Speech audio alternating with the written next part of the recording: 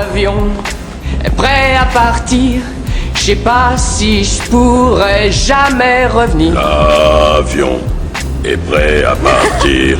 Je sais pas si je pourrais jamais revenir. Salut tout le monde et bienvenue sur l'écran fou, et aujourd'hui on poursuit notre rattrapage de retard lié aux vacances pour faire le bilan autour notamment de la saison 4 de The Boys. Alors j'avais effectivement fait une review sur les, je crois que c'était les 3 premiers épisodes. Et alors, on va pas se mentir, moi qui voyais déjà quelques réserves au début de cette saison, je ne peux pas dire que j'ai été conquis par la proposition qui a été faite ici à travers cette saison. Encore une fois, je vais même rester un petit peu sur la même idée que j'avais déjà de la saison 3, à savoir que oui, il est véritablement temps que ça s'arrête. Là, ça tourne en rond encore et toujours. C'est-à-dire que déjà, on avait une série qui passait son temps à rendre davantage surpuissants les méchants super-héros, déjà limite intouchables de base, tandis que les gentils héros, eux, de slash humains lambda, on te leur foutait toujours plus de bâtons dans les roues, et bien ici en fait c'est exactement pareil quoi. À quelques évolutions près au niveau de certaines intrigues que je considère comme malheureusement trop mineures pour les 8 heures de programme de cette saison. Mais globalement, pour résumer la situation, on avait la saison 3 qui démarrait au point A pour laborieusement atteindre le point B, et bien ici en fait on est toujours au point B. Voire même pour certaines choses on a carrément fait machine arrière. Et le problème, c'est que, encore une fois, moi qui ai lu le comics, et d'ailleurs je suis en train de me le refaire, justement pour nettoyer un petit peu ma déception, je peux comprendre qu'on ne veuille pas reprendre la trame trait pour trait et qu'on veuille utiliser justement le plot de départ de la BD, mais pour alimenter une autre intrigue, si tant est qu'elle soit intéressante, faire quelque chose d'inédit qui surprendra, mais effectivement, comme je l'ai dit, il faut que ce soit intéressant. Mais sauf que ici, il n'y a rien, à aucun moment de cette saison 4, qui vaudrait ce que tu peux lire justement dans la BD, quoi. Je vais prendre en exemple l'épisode chez le Tech Paladin, qui était censé être un épisode qui devait faire parler. Tu sens limite l'envie de vouloir justement boucher un trou pour offrir au spectateur sa dose de trucs un peu graveleux après la demi-déception de l'épisode Hérogasme de la saison 3, parce qu'on l'avait tellement vanté et au final ça a fait un peu pchit. Mais on est loin des idées tordues de Garth Ennis dans le comics. Des idées qui étaient certes tordues, mais qui nourrissaient le propos, sans pour autant tomber dans la redite ridicule et totalement hors de propos, effectivement, par exemple, de Human Centipede au début de la saison, quoi. Je tiens quand même à rappeler que, allez, je vais reprendre le cas de la saison 1, elle savait te faire tomber la mâchoire de manière totalement efficace à chaque épisode. Si vous ne vous en souvenez pas, rappelez-vous l'épisode d'explosion de Translucide, ou encore revoyez la séquence de l'avion, quoi. Donc énormément de liberté pour proposer autre chose, mais les caps choisis impliquent de parfois tomber ici face à un mur. Donc voilà, on est dans une impasse, qu'est-ce qu'on fait? Oh attends, bouge pas, je vais sortir un bulldozer de ma poche pour péter le mur, quoi. Donc en français, c'est en fait la foire à la facilité scénaristique, ni plus ni moins. Et c'est sans prendre en compte les sous-intrigues pété du derche, alors entre celle de Yue et son paternel, pour bien remplir le format. Alors Frenchie qui avait jusque-là une romance ambiguë mais quand même sympa à suivre avec Kimiko, finalement en début de saison nous avait fait péter un coming out de Derrière les fagots pour amener son histoire ailleurs, mais surtout nulle part, pour en fin de compte faire un rétropédalage et revenir à sa relation avec Kimiko. La crème, j'en parle pas, qui déjà partait vers un cap pas super intéressant, qui désormais est obligé d'avoir des problèmes de santé pour raconter quelque chose. Butcher, alors à un coup, il est à la limite de crever, et puis l'épisode d'après, c'est trop la fiesta, et j'en passe. Alors heureusement que Homelander est là et reste dans la continuité, hein. Et alors accessoirement, il y a effectivement l'intrigue autour de A-Train qui est relativement intéressante. Parce que même les autres, alors l'homme poisson, mais au secours, Black Noir, mais littéralement je pleure encore sur ce qu'ils ont décidé de faire à travers cette série autour du personnage. Firecracker, laisse tomber. Et tout n'est que sur place où elle est mauvaise évolution dans une bouillie scénaristique sans queue ni tête. Hein.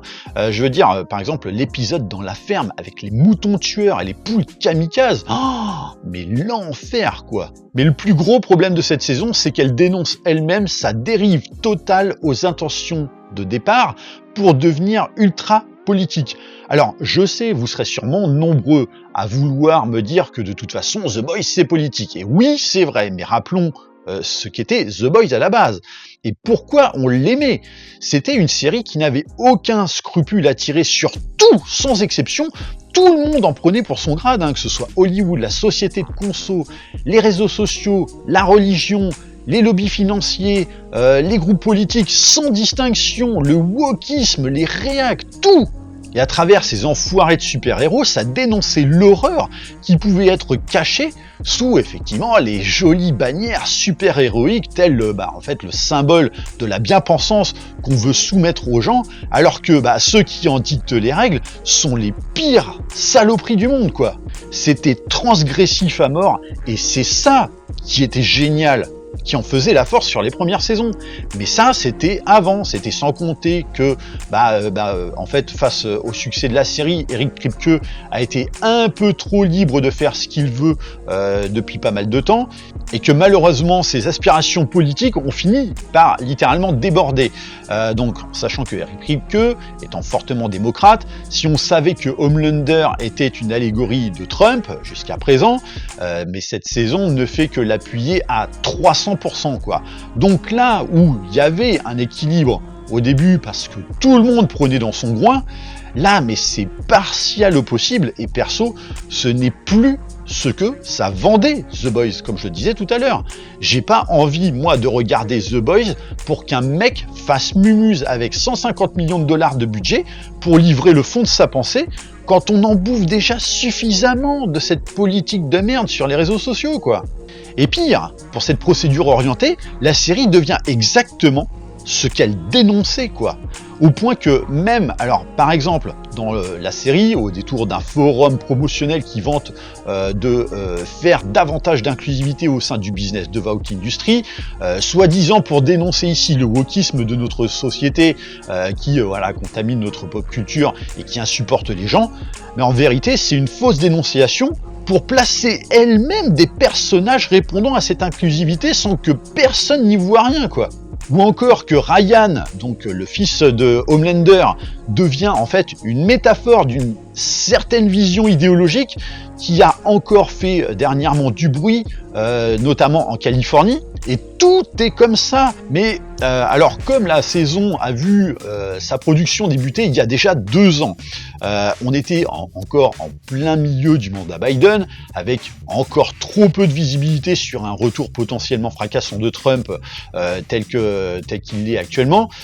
Donc oui, c'est évident que Kripke, donc le showrunner, a été libre de pouvoir articuler sa saison ainsi pour taper dans la tronche à Trump, en disant à quel point c'est un vilain monsieur, tout ça, soit, mais là, avec la situation actuelle de la politique américaine et notamment le rétropédalage qui en découle depuis quelques semaines, notamment rétropédalage de nombreuses grosses sociétés concernant les critères progressistes, je pense que ça doit quand même pas mal se mordre les doigts chez Amazon d'avoir été finalement ici on va dire partiellement tranchant sur la politique à travers la série, quand elle savait au tout début rester totalement neutre, quoi. D'ailleurs, pour en revenir à ça, si vraiment vous voulez en savoir plus sur les fameux rétropédalages en question, je vous invite à aller consulter les dernières vidéos, notamment celle sur Microsoft qu'avait fait Goldoclack dernièrement, et qui en disent déjà bien assez. Donc pas beaucoup d'intérêt, excepté quelques cas de figure pour tout concentrer sur un dernier épisode qui doit mettre vraiment les bouchées doubles afin d'assurer la hype pour la dernière ligne droite, puisque je le rappelle, la 5e saison sera la dernière. Donc oui, quelques trucs intéressants, vite fait, mais pas de quoi sauter au plafond en criant à l'épisode d'anthologie, hein. Au même titre que dans la saison 3, on voyait des super-héros les plus puissants du monde se foutre des tartes dans un studio d'enregistrement télévision de 250 mètres carrés, donc paye ta dimension entre guillemets spectaculaire, quoi. Donc oui, ça ouvre la porte, effectivement, à cette conclusion, mais à une dernière saison, exactement comme la 3 ouvrait la porte à celle-ci. Donc pourvu que ça se bouge quand même un peu par la suite et pas de devoir attendre juste patiemment le dernier épisode pour nous offrir la mort de Homelander, mais avec du rien avant, hein. Maintenant, de là à dire que je suis pressé de voir ça, on en est loin tout de même, quoi. Donc voilà, en tout cas, n'hésitez pas, vous, à me dire si effectivement vous êtes enthousiasmé à l'idée de voir cette 5e saison. Est-ce que cette saison 4 vous a hypé? Bref, racontez-moi tout ça dans les commentaires. Bien sûr, pensez à liker et partager la vidéo. Pensez à vous abonner à la chaîne de manière à vous tenir informé des prochains contenus. Et moi, comme d'habitude, je vous dis à très très vite pour une prochaine vidéo de rattrapage. Allez, bye!